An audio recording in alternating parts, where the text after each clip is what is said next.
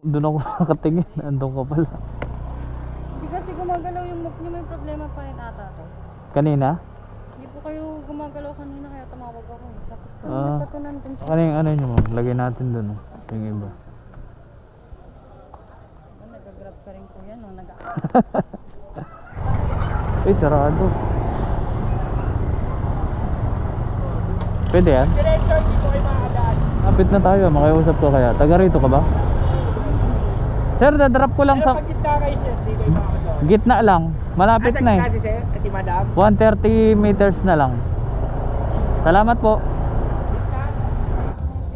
Buti pinapasok tayo. Ano number po? Ano, 0945